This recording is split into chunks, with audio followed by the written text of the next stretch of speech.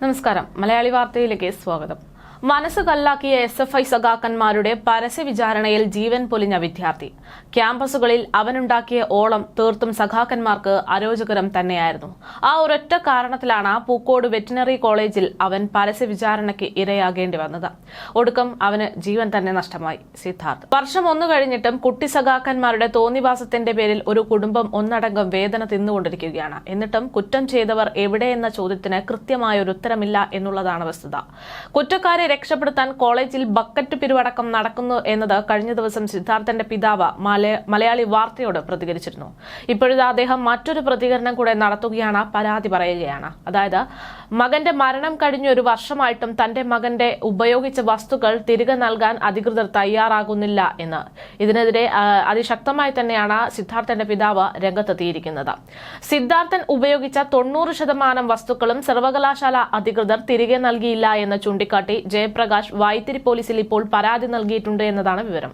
മകന്റെ എല്ലാ സാധനങ്ങളും തിരികെ നൽകാമെന്ന് അറിയിച്ചതുകൊണ്ടാണ് ജയപ്രകാശും കുടുംബവും കഴിഞ്ഞ ദിവസം കോളേജിലെത്തിയത്. എന്നാൽ സിദ്ധാർത്ഥന്റേതെന്ന് വീട്ടുകാർക്ക് ഉറപ്പില്ലാത്ത 14 സാധനങ്ങൾ മാത്രമാണ് കോളേജ് അധികൃതർ കൈമാറിയതെന്നതാണ് ഇപ്പോൾ ഈ മാതാപിതാക്കൾ പ്രതികരിക്കുന്നത്. വാച്ചും പേഴ്സും ചെരുപ്പും വസ്ത്രങ്ങളും ഉൾപ്പെടെ 24 വസ്തുക്കൾ ഇനിയും അവിടെ നിന്ന് ലഭ്യമാകാനുണ്ട് എന്ന് വീട്ടുകാർ പറയുന്നു. സിദ്ധാർത്ഥൻ ഉപയോഗിച്ച സാധനങ്ങൾക്ക് വേണ്ടി 2 മാസം മുൻപ് വീട്ടുകാർ സർവകലാശാലയെ സമീപിച്ചിരുന്നു. എന്നാൽ കഴിഞ്ഞ ദിവസം വീട്ടുകാർക്ക് കൈമാറിയ കണ്ണടയും ബാഗും ഉൾപ്പെടെയുള്ള സാധനങ്ങൾ കയ്യിലില്ല എന്നതായിരുന്നു 2 മാസം മുമ്പ് ന്യായമായി ഇവർ പറഞ്ഞിരുന്നത്. ഇപ്പോൾ ഇത് എവിടെ നിന്ന് ലഭിച്ചു എന്ന ചോദ്യമാണ് വീട്ടുകാർ ചോദിക്കുന്നത്. സിദ്ധാർത്ഥന്റെ വസ്തുക്കൾ കയ്യിലുള്ളവർ തിരികെ ഏൽപ്പിക്കണമെന്ന് ചൂണ്ടിക്കാട്ടി വിദ്യാർത്ഥികൾക്ക് സർവകലാശാല അധികൃതർ നോട്ടീസ് അയച്ചിരുന്നു. ഇതിന്റെ ഭാഗമായി ചില വിദ്യാർത്ഥികൾ തിരികെ ഏൽപ്പിച്ച വസ്തുക്കളാണ് ഇന്ന് ആ വീട്ടുകാർക്ക് ഓർമ്മയായി കൈവശമുള്ളത്. ഈ വിദ്യാർത്ഥികളുടെ പേര് വെളിപ്പെടുത്താനാകില്ല എന്നതാണ് ഡീൻ നൽകിയിരിക്കുന്ന മറുപടിയെന്നും സിദ്ധാർത്ഥന്റെ മാതാപിതാക്കൾ പറയുകയാണ്. സിദ്ധാർത്ഥൻ ഉപയോഗിച്ച മറ്റ് സാധനങ്ങൾ മാർച്ച് 3-നുള്ളിൽ തിരികെ നൽകാം എന്നതാണ് സർവകലാശാല അധികൃതർ വ്യക്തമാക്കുന്നത്.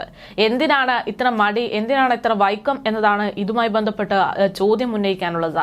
സിദ്ധാർത്ഥന്റെ മരണം ആത്മഹത്യയല്ല എന്ന് ഉറച്ചു വിശ്വസിക്കുന്ന ഒരു കുടുംബത്തിന് അവൻ ഉപയോഗിച്ച വസ്തുക്കൾ പോലും നിരസിക്കപ്പെടുന്നുവെങ്കിൽ, അത് നൽകാൻ മടിക്കുന്നു എങ്കിൽ, തെളിവ് അതിൽ അവശേഷിച്ചിരിക്കുന്ന ഏതെങ്കിലും വസ്തുക്കളിൽ ഉണ്ടാകുമോ എന്ന ഭയമാണോ കോളേജിന്റെ ഭാഗത്തു നിന്ന് ഉള്ളത് എന്നതാണ് ഈ ഒരു കോളേജ് നിലപാടിൽ നിന്ന് ബന്ധപ്പെട്ട് ഏറ്റവും ശക്തമായിരുന്ന ചോദ്യം. അത് ഏറെ ഗൗരവമുള്ളതാണ്. സിദ്ധാർത്ഥന് എന്താണ് സംഭവിച്ചതെന്നതിന്റെ തെളിവ് ഇവർ മറച്ചുവെക്കുന്ന സാധനങ്ങളിൽ ഉണ്ടാകുമോ എന്നത് തന്നെ.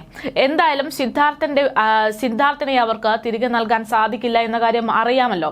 എങ്കിൽ ആ സ്ഥിതിക്ക് അവന്റെ ഓർമ്മകളെങ്കിലും ആ മാതാപിതാക്കൾക്ക് നൽകുന്നതിൽ എന്താണ് തെറ്റ്? എന്തിനാണ് അവർ മകച്ചു നിൽക്കുന്നത്?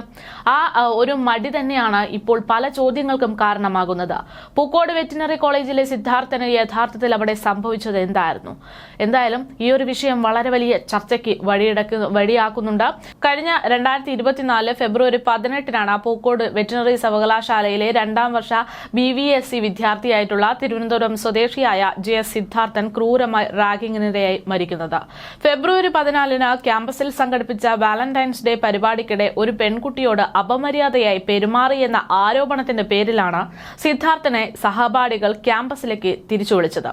തുടർന്ന് നടത്തിയ സമാനതകളില്ലാത്ത ആൾക്കൂട്ട വിചാരണയ്ക്കും അതുപോലെ തന്നെ ക്രൂരമർദ്ദനത്തിനും ഒടുവിലാണ് ഹോസ്റ്റലിലെ ശുചിമുറിയിൽ തൂങ്ങിയ നിലയിൽ സിദ്ധാർത്ഥന്റെ മൃതദേഹം കണ്ടെടുത്തത്. തൂങ്ങി മരണമാണ് എന്ന് പോസ്റ്റ്മോർട്ടം റിപ്പോർട്ടിൽ വ്യക്തമാക്കുന്നുണ്ട്. പക്ഷെ അതെങ്ങനെ സംഭവിച്ചു എന്ന ചോദ്യം ഇപ്പോഴും ഉത്തരം കിട്ടാതെ തുടരുകയാണ്.